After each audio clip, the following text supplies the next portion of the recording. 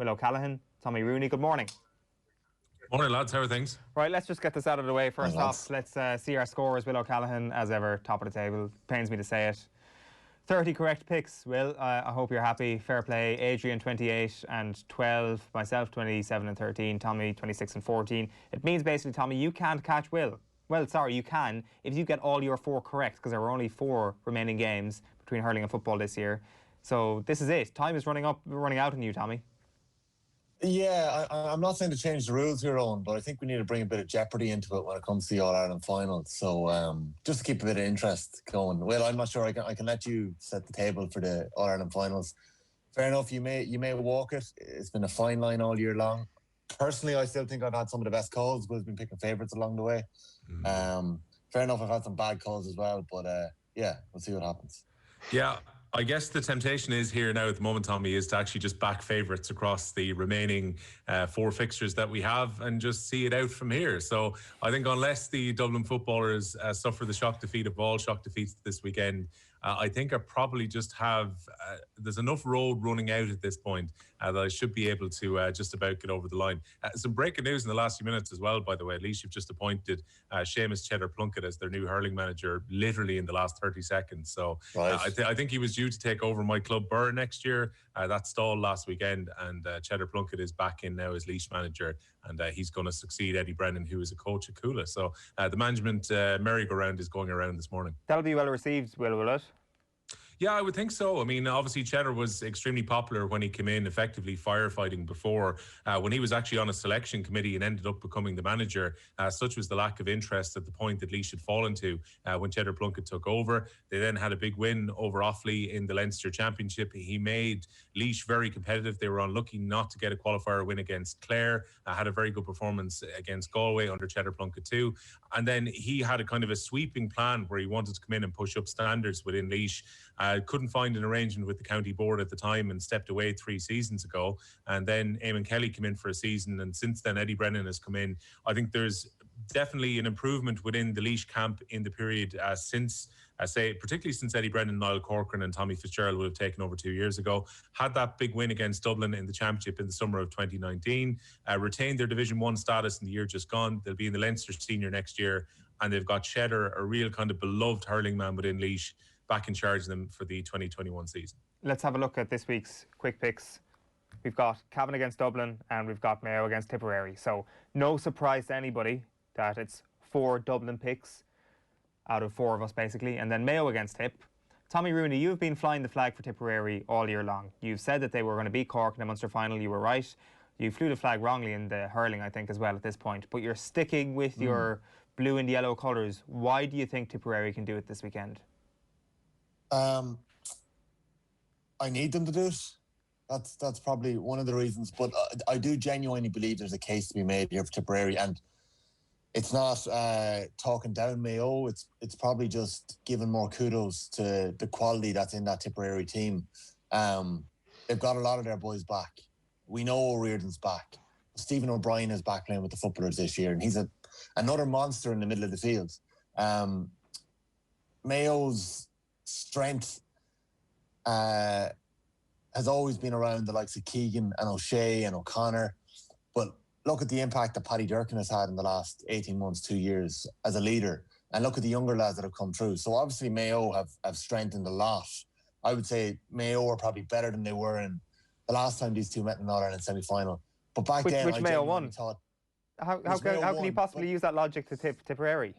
Because I think Tipperary were very unlucky that day. They got a black card to Robbie Kiley very early on, and I think Tipperary probably showed that they had a bit of class that day. And Tipperary are better than they were back then as well. I think Quinlivan's a better footballer. I think Sweeney's a better footballer. And I think there's a very good chance that Tipperary could upset the odds this weekend.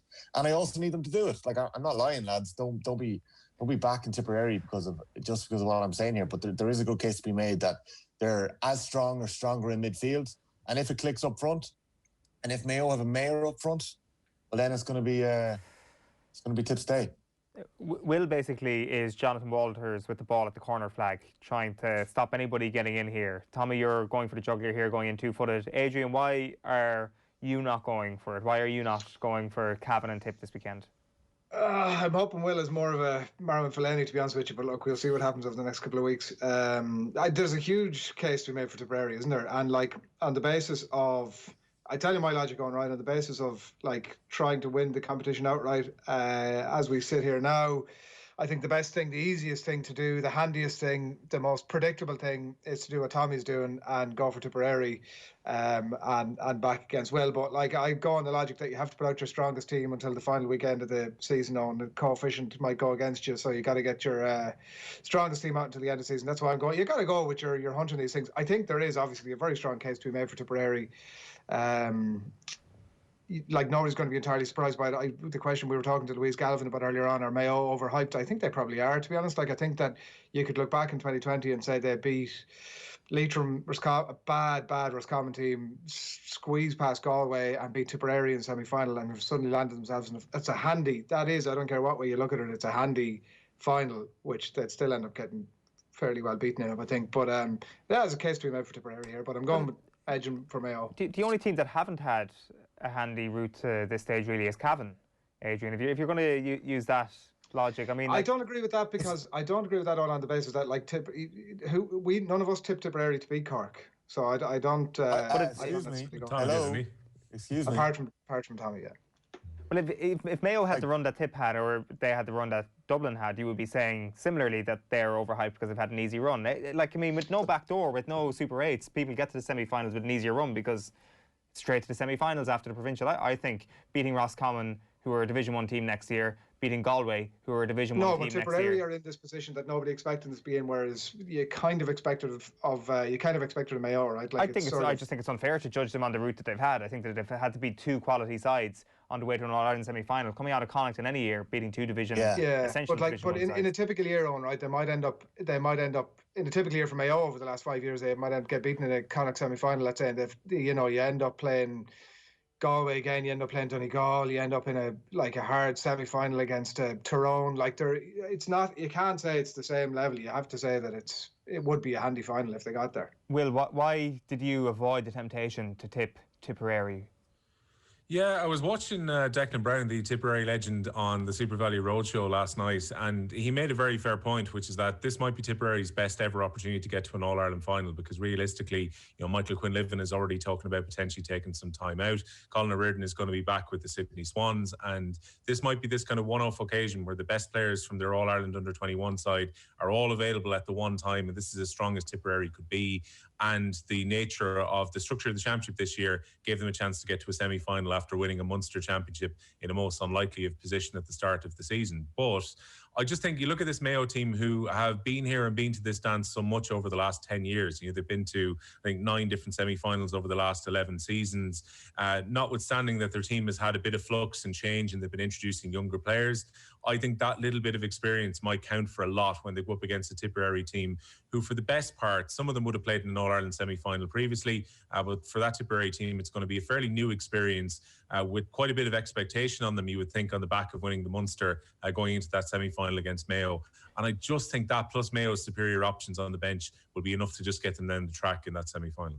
Is there much expectation, though, lads? Really, is there really much expectation? Like, they've done the job, they've broken 80 years, and they enjoyed it. Like I'm sure they absolutely believe it within the group, and that's one of the other reasons I feel like Tipperary got back on track very quickly, and they're riding the wave of that Munster final. But I'm not sure there's that much expectation on them. Like, this is Mayo they're playing.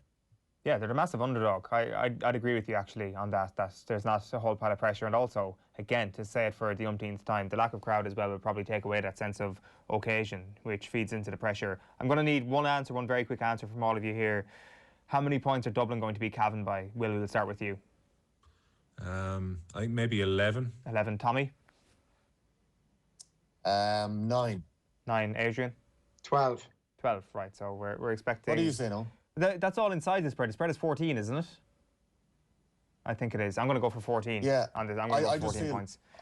And last words. I may have talked myself into talking Meath up before that. Yeah, you did. Final. You very much did. You talked yourself into a frenzy. I may have been off in a few days and got a bit giddy and talked myself into it, and it took me a couple of takes to actually say the words I'm tipping Meath, I'll be honest with you. But I genuinely thought that they could get at Dublin. I genuinely thought they could build. You on never that believed Leinster they'd final the beat previous Dublin, year. Tommy. Come on. This is not a thought about the Leinster final. I genuinely thought they could get at them, and a lot of people thought they could. Well, what does that mean? You never thought they were going to beat them, though. Dublin have showed a level of sloppiness sometimes this year, and now they absolutely destroyed Meath. But a big part of that, lads, was the psychological factor of that. Meath, I'm not going to mention the first 3 minutes, but they did one or two good things at the very start, and then they just stopped. And it's like, it wasn't like, it was psychological, lads. Like, Meath's amount of tackles and the amount of hits and the amount of hands they got on Dublin players in that game was horrendous. And it's as if they froze on the pitch in Croke Park. And it was very, very difficult. I don't think Cavan are going to freeze. I think Cavan are going to get the hits in. I don't think they're not going to beat them like they did against Donegal. It's a different pitch. Donegal are a completely different proposition physically. But I do think Cavan will put in a shift and they'll get inside the spread. And I think they'll keep it to single digits this weekend. We will have more Leinster final analysis next week on the Quick Picks. Will, Tommy, thank you very much.